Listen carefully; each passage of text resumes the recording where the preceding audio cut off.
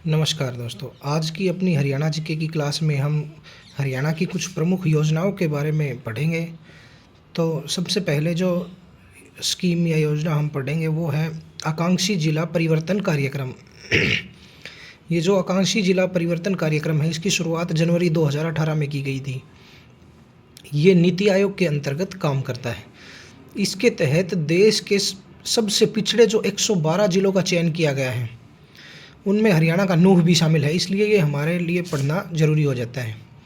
इसका जो उद्देश्य है वो स्वास्थ्य एवं पोषण, कृषि एवं जल संसाधन, शिक्षा, वित्तीय समावेशन, कौशल विकास एवं बुनियादी ढांचे के विकास पर जोर देकर इन जिलों को देश के अन्य जिलों के समान लाने का ये कार्यक्रम है। जैसे हरियाणा में हम नूंह के बारे में जानते हैं कि वो सबसे पिछड़े जिलों में आता है, उसी प्रकार देश के जो सबसे ज़्यादा पिछड़े 112 जिले हैं, उनका विकास करने के लिए ये कार्यक्रम चलाया गया है। तो अगली जो स्कीम है वो हम पढ़ते हैं मेरा पानी मेरी विरासत के बारे में। हरियाणा सरकार ने खरीफ 2020 की फसल के दौरान धान की फसल, यानी कि धान की फसल जो है वो पानी की अधिक खपत वाली फसल है, उसके स्थान पर मक्का, कपास, बाजरा जैसी वैकल्पिक यानी कम पानी की खपत वाली फसलों द्वारा विविधता लाने के लिए मेरा पानी मेरी विरासत योजना शुरू की गई थी। इसमें क्या है, जो किसान धान की बजाय कोई अन्य फसल बुआई करेगा ना, उसको 7,000 रुपये प्रति एकड़ की आर्थिक सहायता हरियाणा सरकार के द्वारा दी जाएगी। इस योजना के भी अपने कई फ़ायदे हैं। ये योजना कृषि एवं किसान कल्याण विभाग की योजना है। इससे गिरते हुए भूजल स्तर में सुधार होगा, फसलों का विविधीकरण होगा, तो इसकी भी अपने फ़ायदे हैं। अगली स्कीम के बारे में हम बात करें तो प्रधानमंत्री फसल बीमा योजना। ये भारत सरकार की एक योजना है जो किसानों को फसलों के नुकसान से आर्थिक सुरक्षा प्रदान करती है। इस योजना की शुरुआत, प्रधानमंत्री फसल बीमा योजना की शुरुआत 18 फरवरी 2016 को कृषि एवं किसान कल्याण विभाग के द्वारा की गई थी। ये योजना भी क्या करती है, प्राकृतिक आपदा जैसे कि ओलावृष्टि, बाढ़, सूखा, आसमानी बिजली गिरना आदि जोखिमों में किसान को आर्थिक सुरक्षा प्रदान करती है। इसकी जो प्रीमियम है वो रबी फसल के लिए 1.5%, खरीफ के लिए 2% और वाणिज्यिक फसलों के लिए 5% रखी गई है। तो ये योजना भी किसानों को आर्थिक नुकसान से सुरक्षा प्रदान करती है। अब अगली स्कीम के बारे में हम पढ़ते हैं मृदा स्वास्थ्य प्रबंधन, या जिसको मृदा स्वास्थ्य कार्ड योजना भी बोलते हैं। इसकी शुरुआत प्रधानमंत्री नरेंद्र मोदी जी के द्वारा 19 फरवरी 2015 को राजस्थान के सूरतगढ़ से की गई थी। इस योजना का उद्देश्य क्या है, मिट्टी की गुणवत्ता की जांच करके मिट्टी से पोषक तत्वों की कमी को दूर करना इस योजना का मुख्य कार्य है। इसके तहत फ्री में मिट्टी की गुणवत्ता की जांच की जाती है और उसमें जो जिन पोषक तत्वों की कमी होती है उनके बारे में किसानों को सलाह दी जाती है और उनकी मदद की जाती है। यह योजना हरियाणा में बात करें तो अप्रैल 2015 से ये हरियाणा में शुरू हुई थी। पूरे भारत की बात करें तो राजस्थान के सूरतगढ़ से नरेंद्र मोदी जी ने 19 फरवरी 2015 को की थी और अप्रैल 2015 से ये स्कीम हरियाणा में शुरू हुई थी। अगली जो हमारी स्कीम है वो राष्ट्रीय खाद्य सुरक्षा मिशन के बारे में हम बात करेंगे। यह 2007 में शुरू की गई भारत सरकार की एक योजना है जिसका उद्देश्य भारत में बढ़ती जनसंख्या की खाद्य की मांग को पूरी करना है। यह राष्ट्रीय विकास परिषद की सिफारिशों पर राष्ट्रीय खाद्य सुरक्षा मिशन की शुरुआत की गई थी। राष्ट्रीय खाद्य सुरक्षा मिशन पोषक अनाज में हरियाणा के 9 जिलों को शामिल किया गया है, जिनमें भिवानी, गुरुग्राम, हिसार, झज्जर, जींद, महेंद्रगढ़, मेवात, रेवाड़ी और रोहतक हैं। राष्ट्रीय खाद्य सुरक्षा मिशन मोटा अनाज की बात करें तो उसमें हरियाणा के पंचकूला और सिरसा को शामिल किया गया है। हरियाणा सरकार की बात करें तो हरियाणा सरकार ने वर्ष 1996 में जल भराव और लवणीय मिट्टी में सुधार कार्यक्रम शुरू किया था। अगली स्कीम की बात करें तो प्रधानमंत्री किसान सम्मान निधि योजना। प्रधानमंत्री किसान सम्मान निधि योजना की घोषणा पीयूष गोयल ने, जो हमारे उस टाइम पे मंत्री थे, उन्होंने 1 फरवरी 2019 को की थी तथा यह योजना दिसंबर 2018 से प्रभावी हुई।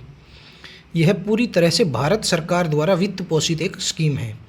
इसमें छोटे और सीमांत किसानों को प्रतिवर्ष 6,000 रुपये की आर्थिक सहायता दी जाती है। 2-2 हज़ार रुपये की 3 किस्तें प्रदान की जाती हैं। हरियाणा सरकार किसानों को फसल अवशेष प्रबंधन मशीनें खरीदने पर 50% की सब्सिडी भी प्रदान करती है, जबकि कस्टम हायरिंग सेंटर्स जो हैं उनको 80% की सब्सिडी प्रदान की जाती है। तो ये जान लेते हैं कि कस्टम हायरिंग सेंटर्स ये क्या होते हैं। इसमें किसानों को रियायती दरों पर किराए पर कृषि मशीनरी एवं उपकरण उपलब्ध कराए जाते हैं, उनको बोलते हैं कस्टम हायरिंग केंद्र। हरियाणा सरकार धान की बुआई के लिए DSR तकनीक अपनाने वाले किसानों को 4,000 रुपये प्रति एकड़ की आर्थिक सहायता प्रदान करती है। DSR तकनीक जो है ये क्या है, डायरेक्ट सीडेड राइस। इस तकनीक में क्या होता है, धान के पौधे की नर्सरी तैयार करने की बजाय बीज को सीधे खेत में बुआई की जाती है, जैसे हम दूसरी फसलों में करते हैं। इस तकनीक से क्या है, इस तकनीक से पानी की खपत कम होती है, मजदूरी का जो खर्च है वो भी कम हो जाता है और समय की भी बचत होती है। इसलिए हरियाणा सरकार DSR तकनीक को प्रमोट कर रही है। हरियाणा सरकार ने जून 2022 से प्राकृतिक खेती योजना भी शुरू की है।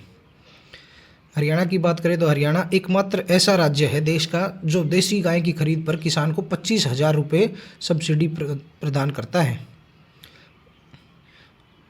और प्राकृतिक रूप से बने उत्पादों की पैकेजिंग और ब्रांडिंग के लिए भी 20,000 रुपये की प्रोत्साहन राशि हरियाणा सरकार देती है। हरियाणा सरकार ने प्राकृतिक आपदा के समय किसानों को दी जाने वाली जो मुआवजा राशि थी उसको 12,000 रुपये प्रति एकड़ से बढ़ाकर 15,000 रुपये प्रति एकड़ कर दिया है। अगली स्कीम हम बात करें शिवालिक विकास बोर्ड की बात करते हैं। शिवालिक विकास बोर्ड जो है इसका गठन 24 मार्च 1993 को शिवालिक क्षेत्र के अंतर्गत आने वाले हरियाणा के जो ज़िले हैं अम्बाड़ा, पंचकुला व यमुनानगर, उनके विकास के लिए शिवालिक विकास बोर्ड का गठन किया गया था। इसी प्रकार मेवात विकास बोर्ड का भी गठन 1980 में किया था हरियाणा सरकार ने मेवात क्षेत्र के विकास के लिए। अगली बात करें तो हरियाणा राज्य बीज प्रमाणीकरण संस्था की बात करते हैं। इस संस्था ने 1 सितंबर 1976 से कार्य करना प्रारंभ किया। इसका मुख्यालय पंचकुला में है। इसके क्षेत्रीय कार्यालयों की बात करें तो 4 इसके क्षेत्रीय कार्यालय हैं, करनाल, हिसार, सिरसा एवं रोहतक में। इसका जो कार्य है वो क्या है, भारत सरकार द्वारा अधिसूचित की गई फसलों की जातियों के बीजों को प्रमाणित करना है। अब हरियाणा बीज विकास निगम लिमिटेड की बात करते हैं तो इसकी स्थापना 1974 में हुई थी, हरियाणा बीज विकास निगम लिमिटेड की। ये क्या काम करती है, ये किसानों को उचित मूल्य पर गुणात्मक बीजों की आपूर्ति सुनिश्चित करती है। किसानों को सस्ते दामों पर अच्छी क्वालिटी के बीज प्रोवाइड करती है।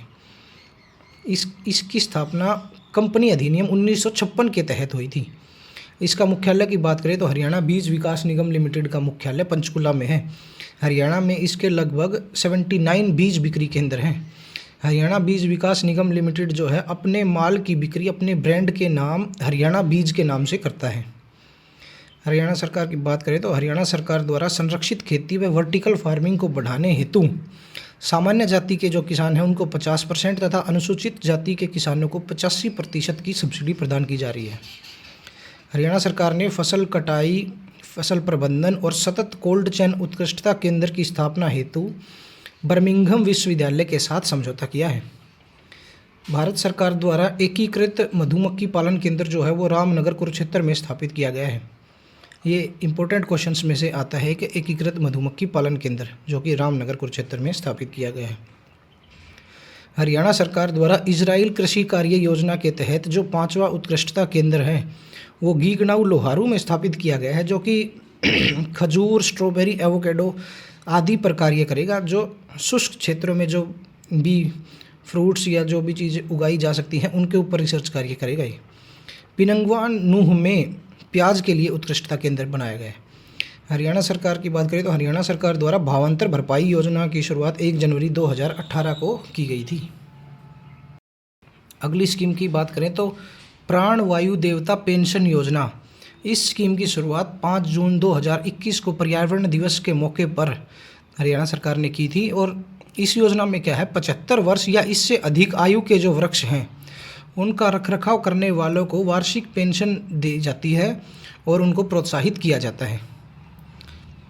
हैफेड की बात करते हैं हम। हैफेड जो है हरियाणा के हर पेपर के लिए एक बहुत इम्पोर्टेंट टर्म है। हैफेड के बारे में जो भी बातें हमें अब मैं आप लोगों को बताऊंगा वो याद रखनी बहुत ज़रूरी हो जाती हैं, क्योंकि बहुत से पेपर में हैफेड के बारे में क्वेश्चन ज़रूर ही मिल जाता है। तो सबसे पहले हैफेड की फुल फॉर्म की बात करते हैं। हैफेड की फुल फॉर्म जो है वो Haryana state cooperative supply and marketing federation limited. इसकी फुल फॉर्म हमें याद रखना इसलिए भी ज़रूरी है क्योंकि जब हम एग्ज़ाम में तुक्का लगाने की कोशिश करते हैं तो इसमें जो शब्द हैं और जो इसके ये सिंबल्स हैं ये आपस में काफ़ी हद तक मैच नहीं करते। और तुक्का लगाने में हम सबसे पहले यही कंसेप्ट यूज़ करते हैं कि शब्दों को मिलाने की कोशिश करते हैं, तो वो तुक्का इस क्वेश्चन में चलेगा नहीं, तो इसलिए हमें इसको पढ़ लेना ज़रूरी है। तो हैफेड की जो फुल फॉर्म है Haryana state cooperative supply and marketing federation limited. Hindi में इसकी फुल फॉर्म की बात करें तो हरियाणा राज्य सहकारी आपूर्ति एवं विपणन संघ लिमिटेड। तो दोनों ही हिंदी और इंग्लिश दोनों में ही ये फुल फॉर्म याद करनी हमारे लिए ज़रूरी है। हैफेड की स्थापना की बात करें तो 1 नवंबर 1966 को हरियाणा के गठन के साथ ही हैफेड की भी स्थापना हुई थी। मुख्यालय की बात करें तो मुख्यालय इसका पंचकुला में है। उद्देश्य की बात करें किस उद्देश्य से हैफेड की स्थापना की गई थी, तो ये काफ़ी काम करती है, जैसे कृषि उत्पादों की खरीद व बिक्री दोनों ही काम करती है। अनाज व बीजों के लिए गोदाम एवं भंडारण की सुविधा उपलब्ध करवाती है। रियायती दरों पर खाद बीज और कृषि यंत्र उपलब्ध करवाती है हैफेड। और कृषि उत्पादों का विदेशों तक निर्यात करने में भी हैफेड का मेन रोल है। हैफेड की ऑयल मिल की बात करें तो हरियाणा के रेवाड़ी और नारनौल में हैफेड के द्वारा ऑयल मिल भी संचालित है। चारा संयंत्र की बात करें तो हैफेड का जो चारा संयंत्र है वो रोहतक में है। हैफेड की पैकेजिंग यूनिट की बात करें तो पंचकुला में इसकी एक पैकेजिंग यूनिट भी है। तो हैफेड से रिलेटेड जितनी भी ये बातें थी ये हमें याद रखनी बहुत ज़रूरी है, क्योंकि हरियाणा के किसी भी एग्ज़ाम में हैफेड एक बहुत इम्पोर्टेंट टॉपिक है। तो आज हमने ये कुछ स्कीम्स और कुछ संस्थाएं जो हैं हरियाणा के उनके बारे में पढ़ा। अगली क्लास में और कोई अगला बढ़िया टॉपिक लेके आएंगे, तो तब तक आप पढ़ते रहिए। और जो ये नोट्स मैं आपको प्रोवाइड कर रहा हूँ, इन नोट्स को साथ के साथ आप अपनी हैंडराइटिंग से भी लिखते रहिए, क्योंकि लिख लेना एक बहुत अच्छी हैबिट है और अच्छी हैबिट हमें एग्ज़ाम में काम आती है। तो इसको पढ़ते रहिए। एक बार नोट्स को अपने हाथ से लिखने के बाद एक बार या 2 बार हम इनको पढ़ लेंगे तो एग्ज़ाम के टाइम पे एक हल्का सा रिवीजन भी हमें काफ़ी हद तक कामयाबी के करीब ले जाएगा। तो धन्यवाद दोस्तों, पढ़ते रहिए।